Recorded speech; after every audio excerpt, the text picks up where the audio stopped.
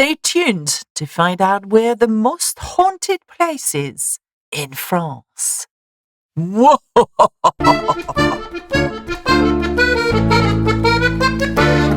Bonjour tout le monde! Don't forget to turn on the notifications and subscribe. It is almost Halloween. Do you know what that means? That's right. Time to get scared.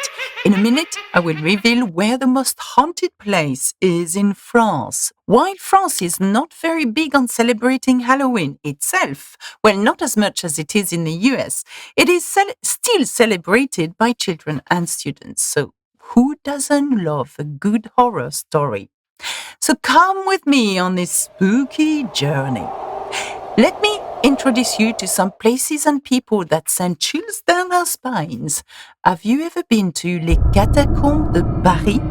Have you heard of them before? If not, then it is worth visiting next time you're in Paris.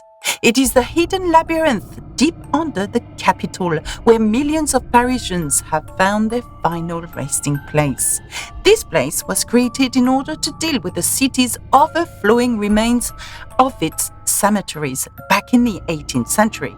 Why not put all these remains in one place, right? But there is an even spookier story to this place. Philibert Aspert was a doorkeeper at the Val-de-Grâce hospital during the Revolution, and he unfortunately entered the catacombs through a staircase looking for alcohol and got lost. He walked around for a long time trying to get out. In vain, he died of thirst and hunger and was found, wait for it, 11 years later, and was identified thanks to the hospital keys he was carrying. Philibert was buried on site, and on his grave you can read À la mémoire de Philibert Aspert, perdu dans cette carrière le 3 novembre 1793, retrouvé 11 ans après et inhumé en la même place le 3 avril 1804. Since then, he was adopted as the protector of the cataphiles, people who love the catacombs, and his ghost is said to be wandering the dark corridors every 3rd of November. Only a certain part of the catacombs is open to the public for a reason. So, if you do decide to try it, do not stray from the given paths. We wouldn't want you to end up like poor Philibert.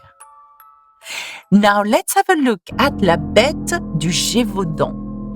You may have heard about our next story as multiple films were made about it, such as Le Pacte des Loups, La Bête de Gevodon.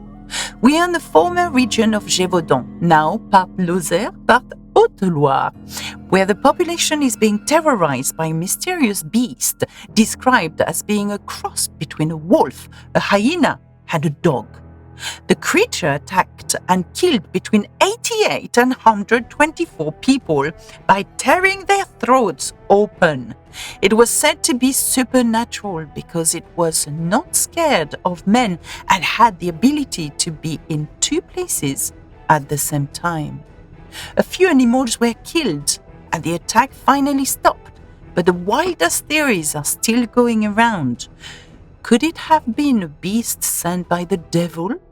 Or was this the work of a serial killer wearing a wolf skin fur? Have you heard of La Dame Blanche du Château de Puy-Martin?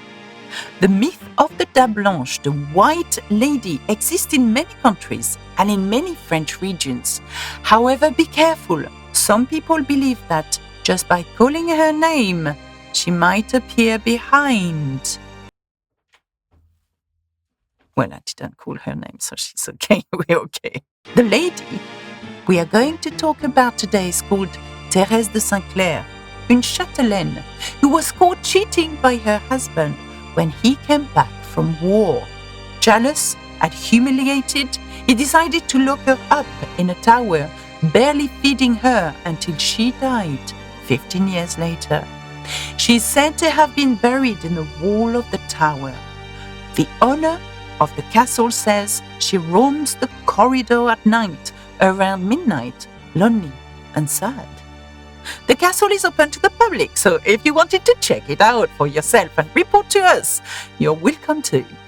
L'Homme Rouge des Tuileries, a butcher called Jean, whose nickname was L'Écorcheur, literally the skinner, was killed by order of the Queen Catherine de Medicis during the 16th century because he knew too many of the court's secrets, namely how her biggest rival, Diane de Poitiers, was poisoned. The last thing Jean said before dying was, "Je reviendrai, I will be back." And the story says that he did in fact come back to the Tuileries to haunt Catherine de Medicis before predicting her death. He appeared to multiple monarchs after that, like Louis XVI and Marie Antoinette. And we all know how that turned out. And even under Napoleon, sights of a man surrounded by red smoke were reported, and death usually followed not long after.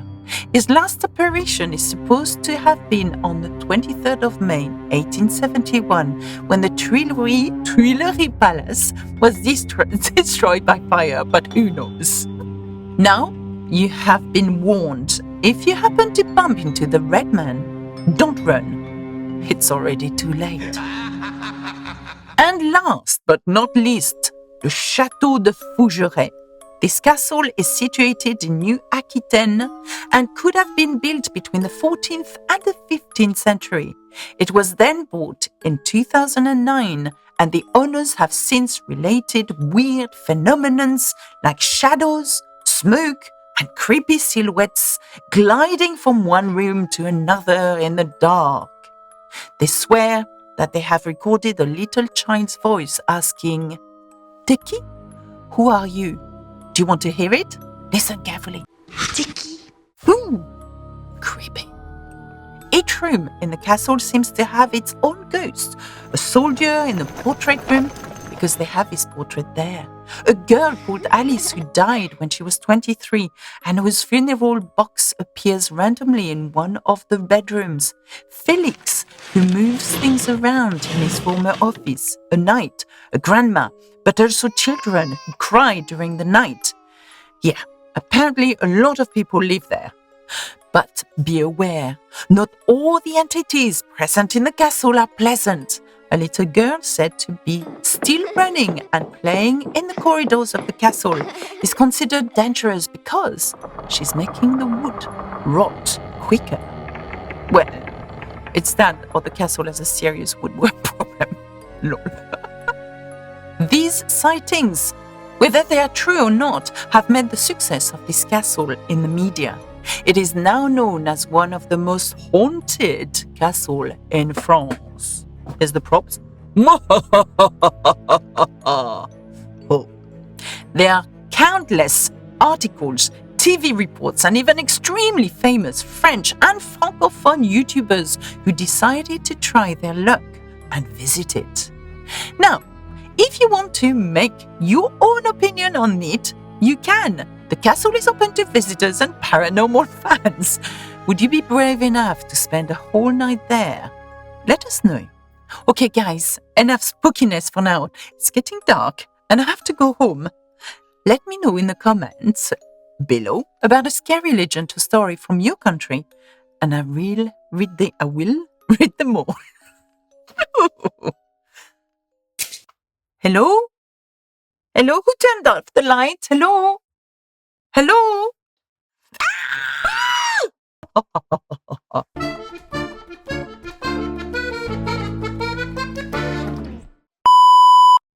Yeah? Is that okay? Oh! That's a blooper thing. Yeah.